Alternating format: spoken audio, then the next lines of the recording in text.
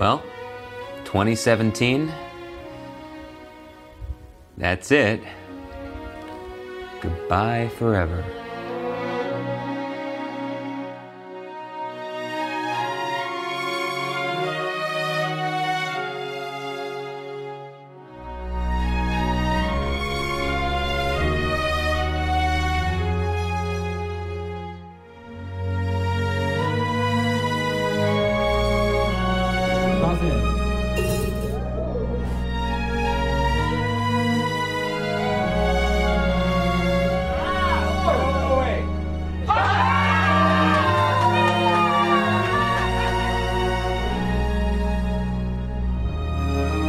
I'm so disappointed. Very disappointed.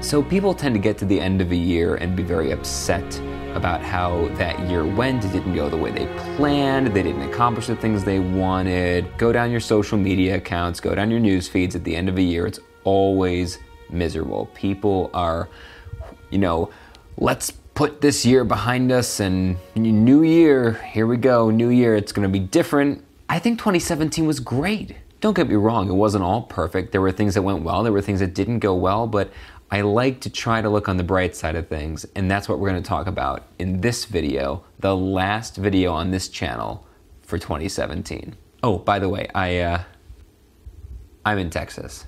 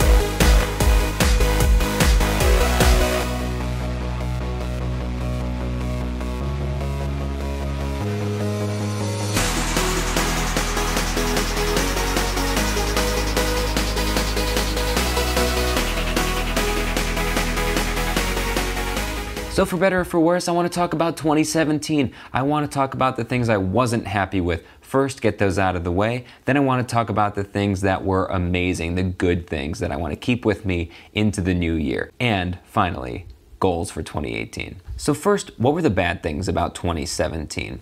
Well, for starters, overworking.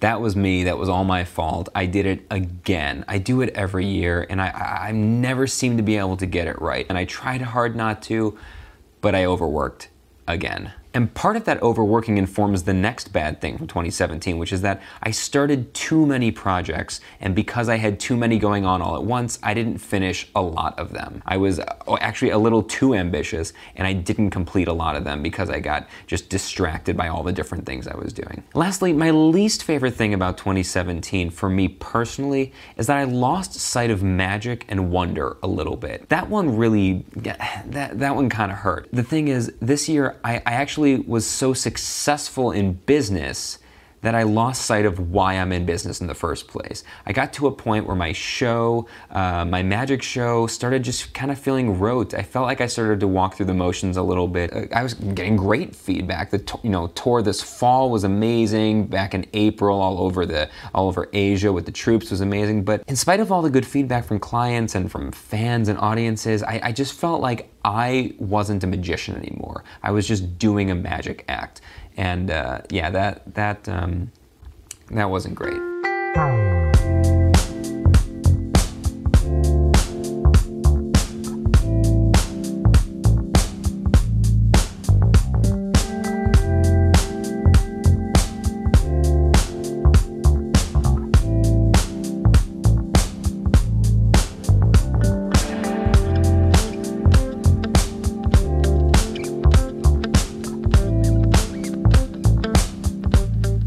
But hey, it wasn't all bad. Let's talk about the good things in 2017. First of all, obviously, this channel, this community, you guys and girls and everybody out there.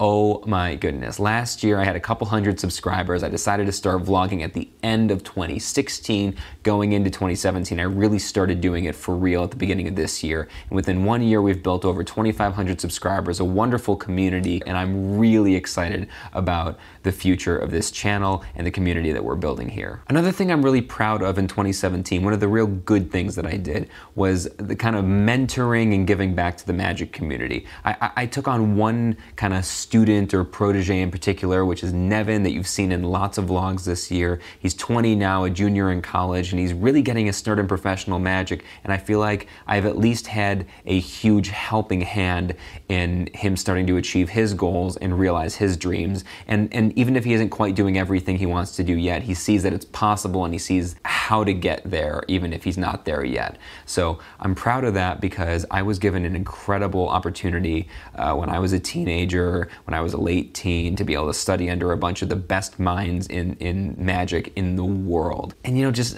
a lot of people aren't given that opportunity, so now that I've kind of made it to the other side and I've built a successful career for myself in magic, I wanted to be able to give back, to share whatever I've learned, whatever I have to offer, to share that with them, to help them out. And I'm proud of that in 2017. Last but not least, my favorite thing that I accomplished in 2017 was that I actually splurged on myself and Lindsay a little bit. Now, that may sound like, I don't know, gluttonous or something, but to be fair, I have always been a saver. I've always been very conservative with money and fun things and extras and and taking breaks and relaxing and all that stuff because I did the starving artist life. I remember what it was like to have no money and barely be able to afford to feed myself, and sometimes I was actually not able to afford to feed myself. I remember that, so it's really hard for me to splurge, to spend extra money on just doing silly things or fun things. And this year, with Lindsay's help and a little bit of nudging and pushing from Lindsay, I speak of the wife. She's texting me. With help from Lindsay, some pushing, some nudging, I was able to splurge on me and on her and on us, and I had a much better year for it. I really enjoyed myself this year, in addition to being successful in business, and that proved that I'm capable of doing both things, that it's not binary, that it doesn't have to be just work or just play. You can actually have both, and life is better for it. And finally, some goals for 2018. First, I can't. Have you guys noticed that Penny's been moving around back there over the course of the video? Just a little Easter egg for you.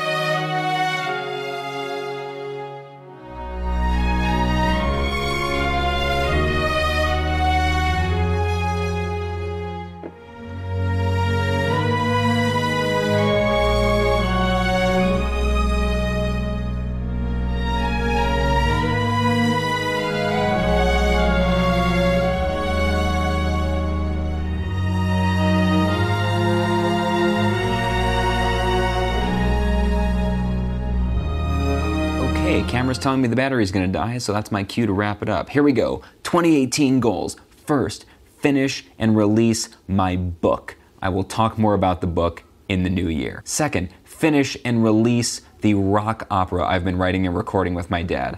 I will talk more about that in the next few weeks. Next, learn one new magic trick every month. I was gonna do every week, but I think that's overly ambitious. I don't wanna stress myself out trying to accomplish a goal. I wanna learn one new magic trick every month. I stopped learning magic. I started walking through my act. That was one of the things I was least happy about in 2017. I lost magic, I lost wonder a little bit for myself. I wanna reclaim that, and I think one of the best ways to do it will be to force myself to learn a new trick or a new routine or a new idea or a new sleight of hand or a new move every month in 2018. And lastly, my final and most important goal of 2018 is to relax, to take a breath, to take a break, and enjoy the moment. Okay, battery's gonna die. This is the room that we're doing the presentation in. As you can see, it's not going to be a large group. This is a private family. I don't think I've explained that yet. It's just a private family that does like a 5 days or a week long. They don't live here in Texas, in San Antonio. They flew in here to be at this resort and to do this week-long family building trip that they do somewhere different every year. And they flew me in to give a 90-minute presentation this morning. 20 people, 90 minutes to give my presentation, connect with anyone as if by magic.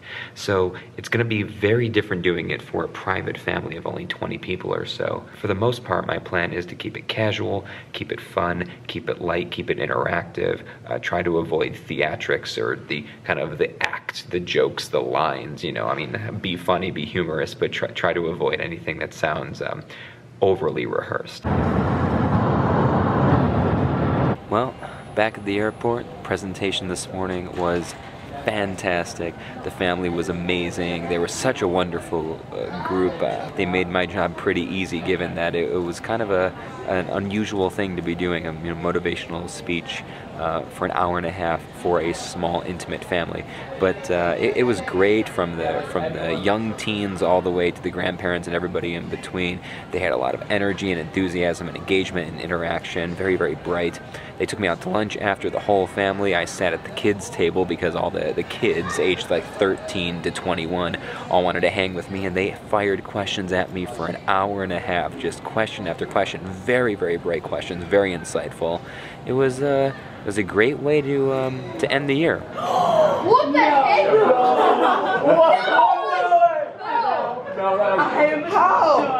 I've got 2 more shows to do on New Year's Eve, but as far as we're concerned, this is the end of 2017, so I'm going to sign off here, get on to my flight, and always remember that our world